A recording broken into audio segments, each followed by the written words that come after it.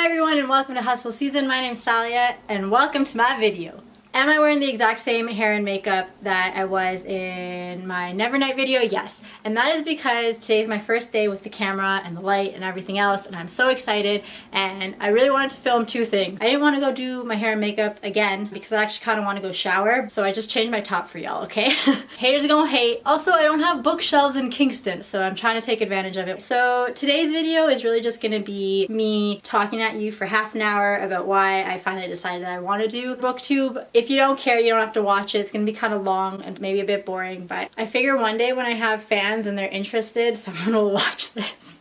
So I'm doing it, but also I just wanted to do it. The other thing was I considered doing the booktube newbie tag so that people could find me, so that I could officially be a part of this community. I still think I might do that just for the sake of meeting other booktubers, and I know that one of the questions in that tag is probably something along the lines of why did you want to start booktube or what made you start, but my answer is really long and I kind of want to just have a separate video where I give my in-depth answer and then I can kind of give one or two lines for that video because nobody wants to sit through a half-an-hour explanation in a tag video. I just thought I'd do this one separately. I've already basically lost my voice from filming the Never Night video, so I brought the camera closer and I'm gonna try to speak less loud. I guess to start this story I'm gonna have to go to the beginning, which is just how I even found YouTube in the first place. That's a lie, I knew about YouTube. How I found booktube in the first place and what got me involved with all that. Basically, I've always loved reading like every single other person on booktube. I didn't know booktube was a thing though until I first moved to Kingston, and that was 3 years ago now. At the time I was looking for a book club, so I went to the one bookstore that they have in town, or the one like major brand bookstore. They do have some independent ones, hoping that they might have a book club there, which they didn't. I don't remember exactly how, but somehow, because I couldn't find a book club, I think I might have just been Googling like a review for something, expecting a blog, and then a YouTube video popped up and I watched it and I was like, whoa, I didn't even know this was a thing. And then since then, if I read a book and then had nobody to talk to about it, I would just try to look it up on YouTube and then watch the videos. So at first I wasn't really a huge part of the community. If I read a book and wanted to talk about it, I'd look up that book and that was it. I wasn't following different booktubers, so there weren't people that I knew or trusted. It was just kind of luck of the draw.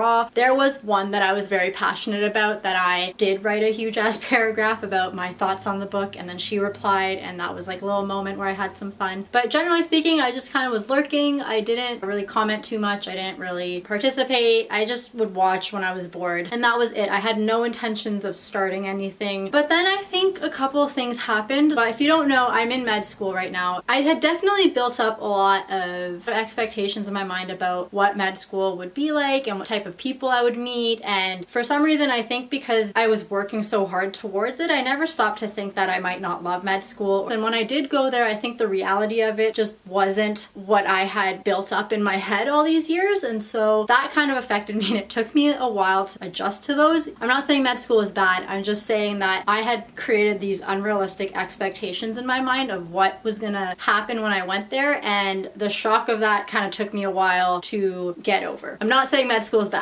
So that was the first thing. The second thing was being in this new town. I'd just come back from living a year in Korea. In comparison, I was like, moving to Kingston and living alone is so soft, because like I'd literally come back from a year of being in a country where they didn't speak English and the culture shock was just ridiculous. So it just felt like a move to Kingston wasn't really distressing for me. It was the first time that I was living in a relatively small town and a relatively all-white town. I don't want to say anyone was like overtly racist to me, because they weren't. In Toronto, white people are kind of a minority in a weird way, and when they are present, they're still fairly woke. I guess I'd never lived in a small town with that level of ignorance when it came to like multiculturalism and things like that. It didn't affect me at first, but I think being a minority in a very predominantly white town, like it was never something I thought about in the past, because in Toronto it's so diverse and multicultural, and Ottawa was fairly multicultural as well, so it just never really occurred to me that this was an issue.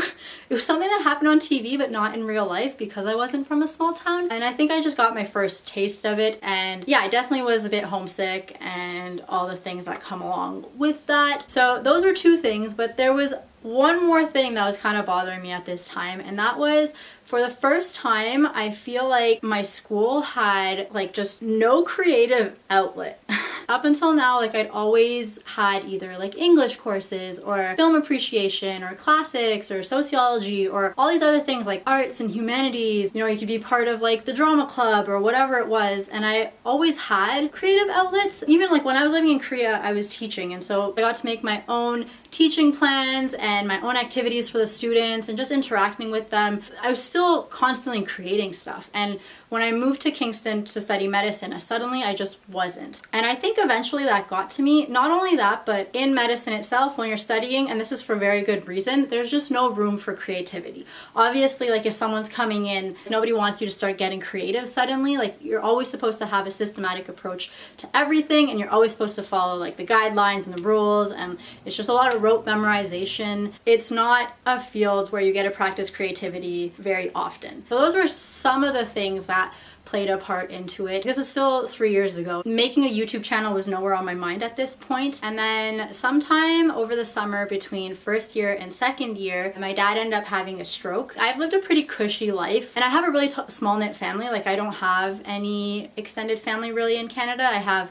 one uncle and one aunt, and that's it. I've never lost anyone close to me. So my dad, when he had his stroke, he's still alive and was in hospital for the next maybe 4 or 5 months. And that was kind of the first major loss that I had experienced. And so it definitely took a toll. Still to this day, like I'm a bit sad, but because of that, I definitely went through a period of time where I was more anxious. I'd never suffered from mental health issues prior to that. So this was kind of my first experience with that as well. It was very overwhelming, and as someone who generally isn't an emotional person, it was really weird for the next like year and a half to always feel like you're on the verge of tears, and things that shouldn't be making you upset are making you upset. Especially like I'm not the type of person who's comfortable crying in public, and literally there'd be so many things and so many times where like I'm on the cusp of it, and it had nothing to do with the situation. It was just my body was still responding to the loss of my dad. And then another issue during that time was that I just couldn't concentrate, and suddenly like things that I loved to do in the past, so like watching TV, reading books, I just couldn't do. Every time I tried to open a book, I'd read a couple sentences, but it wasn't engaging enough for me to concentrate and be able to be lost in the book. So reading didn't help. Like I was reading the book, but I wasn't understanding anything I was reading. I was still in my head thinking about my dad and like life and how sad I was or whatever. And so suddenly like something that I loved, I couldn't do anymore. And I found more than ever, like I used to be very comfortable being alone. In fact, I used to love being alone. I'm not a super social person, but suddenly like I always wanted to have somebody there. I always needed someone there. And it was like I just had all this anxious energy inside of me, and it wasn't letting me do whatever it was I wanted to do. And the weird part was I wanted people to be around me because it would calm me down, but I didn't necessarily want to interact with them. I literally just wanted them to come sit in the room so that I could be less anxious, so that I could do the things I want to do, which didn't involve them. It was just me reading my book. During that time too, my friend had introduced me to Tumblr, and on Tumblr, I think without even realizing it, I just started creating stuff. The stuff I made wasn't great or high quality by any means. It was just something about sitting down with the computer and working on this task. All the tiny details that go into editing a photo, I loved it. Doing something and then realizing you wanted this other layer and then going back and like redoing it, and the amount of time it takes, like I loved it. I think a lot of people find it takes forever, which is totally fair. It does, but I loved it. I would get lost in it and I could literally do it for hours, and then when I'd be done, I was like, wow, I didn't even think about my sadness and my anxiety at all for the last 3-4 hours. That was when I first kind of noticed how much I missed making things. But I had Tumblr, so I didn't need YouTube quite yet. Somewhere around 7 or 8 months after my dad's stroke, he started becoming more of his old self. And as that was happening, I also found that I was becoming like less sad, and I was kind of becoming more my old self as well. As I was slowly returning to my baseline, I realized I needed Tumblr less and less because I wasn't in those moods anymore where I literally couldn't do anything and would just sit and stare at a wall for hours. I was going out more, I was seeing friends more, I was reading more, I was watching TV more, but I wasn't making stuff anymore. In med school, your first 2 years are in school, just like studying and doing classes, but your third and fourth year, it's like an internship where you basically every couple of weeks go and do a different specialty, and you're just always working. I started on surgery and I was awake somewhere around 4:30 every day. You'd be in hospital, my team at least, for 5:15, 5:30 in the morning. I was there for a minimum of 12 hours. Sometimes you'd be there till 10 p.m. Sometimes you'd be there overnight. So it was crazy work hours. You're always tired. You don't really eat properly. On top of that, you're all divided into different, they call them streams. So the class is divided, so you might not be seeing your friends that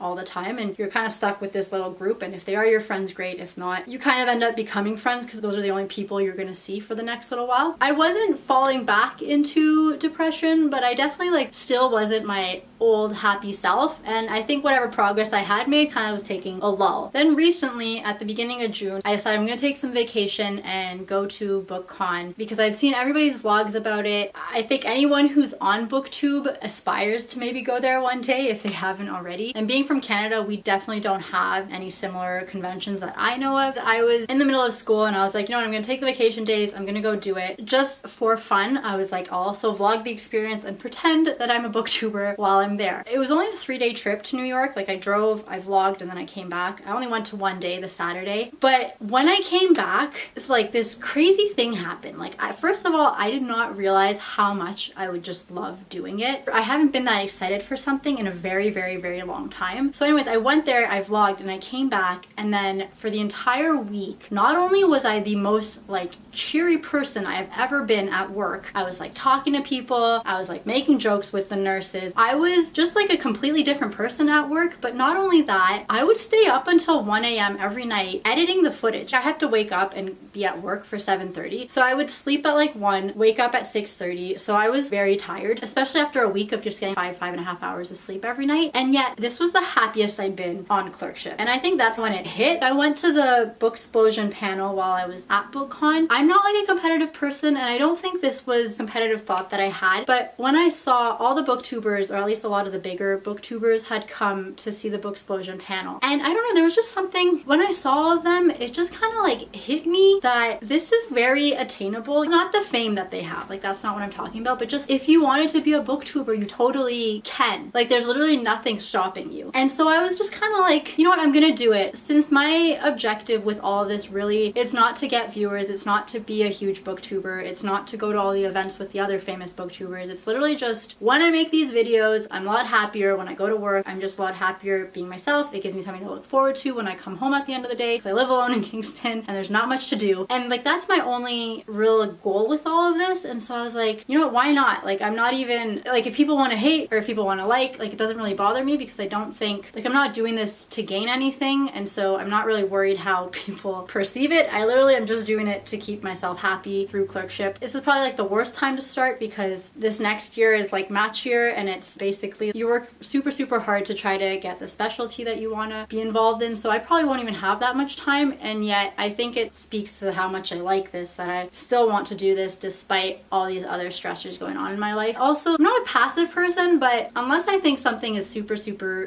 important or needs to be said, I will not say it. And I'm practicing this new thing where regardless of whether I want to join the conversation or not, I will force myself to interact with people and to take initiative and say things and communicate more, etc, etc, etc. This is just an extension of that. Instead of just being a lurker and instead of just watching from afar, why don't I also speak up and try to join the community and say it? And if nobody wants to listen, then nobody wants to listen, but I've said it. So I took that initiative and I did that. I don't think that I'm going to be the most consistent YouTuber out there. I'm already pretty busy. I won't always have time to make these videos, but I'm very excited. The other thing that I noticed is like when I went to BookCon, like I'm not a I mean I am a social person, but I'm like fairly selective. Once we're friends, I'll be very social, but if I don't know you, like I won't be. For the first time ever, just anywhere I was, like I was just talking to people, and it wasn't like they came up to me. It was literally like, you know how some people will just be like, oh my god, the weather, it's so hot out, and they just like throw out this line hoping that someone will catch it. I am never the person to catch that, because I'm always like, you're being lazy. Like if you want to talk to me, address me. No, I'm kidding. But at BookCon, like I 100%, I caught everybody's line. I was like talking to everybody. I was saying random stuff to people. I was like so excited to share my opinions, and I suddenly realized I was like, maybe people aren't talking about things that interest me, and that's why I'm not being social. So I was like, you know what, I'm just gonna get involved. I'm just gonna start this YouTube channel. I'm gonna talk about things I want to talk about. And then my friend at the time, Zoe's also always wanted a YouTube channel, so I was like, why not? It was my birthday and we were all at one of my friend's house, and we were like, you know what, fuck it, let's just do it. Let's just start this channel. Tiffany, which you'll meet, she named it hustleSZN. I think now there's about 4 of us who all ultimately are hoping to just make videos. So that's why I started BookTube. I just wanted to do a video about why I started it, and also I wanted to say if any of you are thinking about starting a YouTube channel but are like scared or worried or whatever else is stopping you, like if you're considering it and you think that it's something you would enjoy, I want to say definitely go for it. Do what you love. I want you to know that I support you and that you should totally go for it, and if no one else will follow you, you can just message me and I'll follow you. Okay, thanks for watching. I hope you enjoyed the video.